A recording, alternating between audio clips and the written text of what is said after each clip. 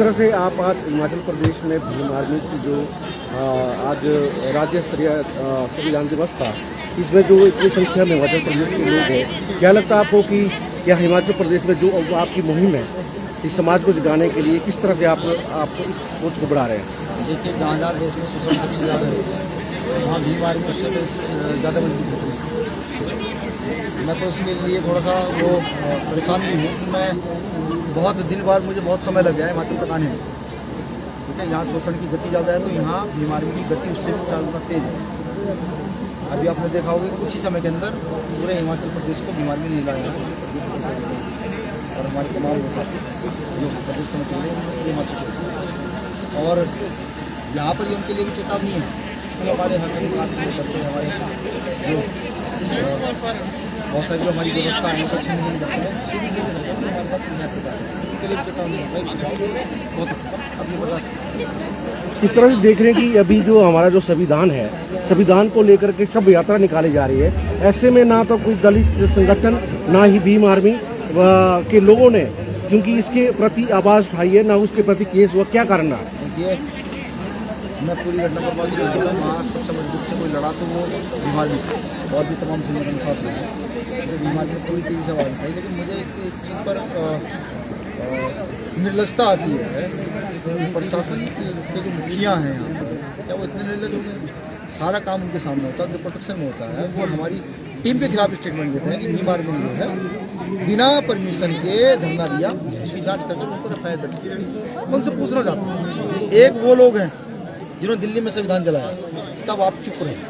एक वो लोग हैं जो आरक्षण लेने के बाद आरक्षण का विरोध कर रहे हैं। SC/ST एक्ट जो कहीं ना कहीं दलित आदिवासियों के अधिकार को थोड़ा सा सुनिश्चित करता है, मतलब 0.1% अत्याचार रोकने में सफल है, तुम उसकी सब यात्रा निकाल देते हो, तुम संविधान का उल्लंघन कर देते हो, तुम फिर भी चुप हो, सरकार भी तुम्हारे साथ मिलकर के चली जा रही है और वो लोग जो गलत का विरोध कर रहे हैं वो मुकदमा करना चाहते हैं। मैं चेताता हूँ यहाँ के प्रशासनिक अधिकारियों को, देखो भाई, आप यहाँ नौकरी कर रहे हैं, नौकर हैं हम लोग, अधिकार सुनिश्चित नहीं करोगे तो यूपी से हिमाचल की दूरी ज़्यादा नहीं है, पंजाब को नहीं संभाल पाओगे। शिमला अगर पूरे शिमला में आकर पड़ जाएंगे, टेंट तंबू काट लेते हैं हम वही लोग हैं जो सड़कों पर रहते हैं, झुग्गी झोपड़ी में रहते हैं, तो हम भी शिमला में आकर झुग्गी झोपड़ी बनाकर रहने लगेंगे, हिलने नहीं देंगे।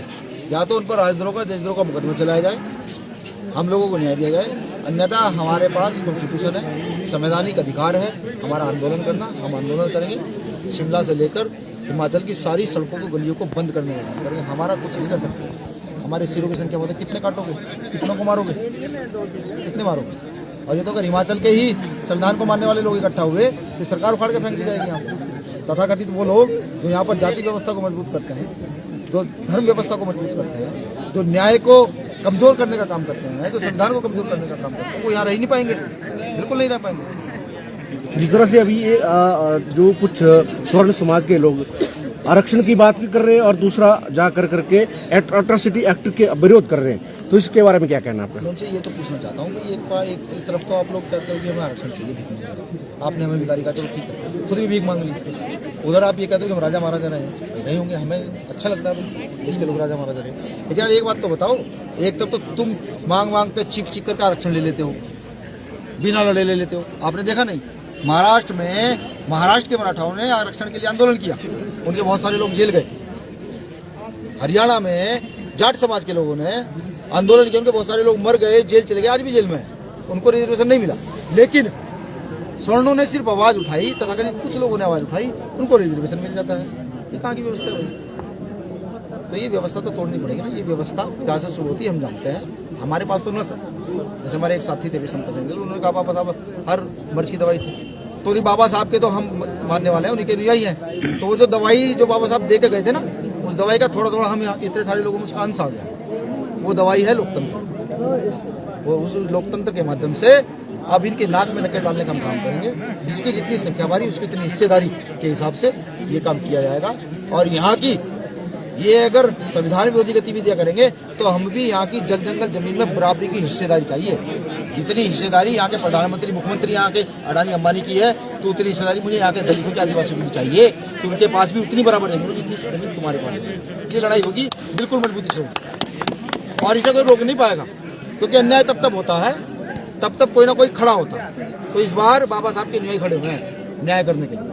हुआ है न्याय, उसी प्रकार से हुआ है लोकतंत्र के हिसाब से।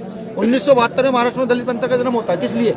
इसलिए होता है कि जब उनके समाज के लोगों को, भाई हमारी महिलाओं को निर्वस्त्र करके ये लोग घुमा देते हैं, हमारे खानों में पानी में ये मलमूत्र डाल देते हैं, हमारे लोगों को पीटते हैं, जरा सी कोई आवाज उठाती है उसकी हत्या कर देते हैं, तो लोकतंत्र के हिसाब से खड़े होंगे। और हम 1 या 2 या 50 लोग नहीं चलते हैं। ये तो सिर्फ थोड़ा सा आगाज था। जल्दी में मुझे यहाँ आना पड़ा, साथी ने बताया भैया ऐसा सब हो रहा है, आपको आना ही पड़ेगा। ये तो आगाज था।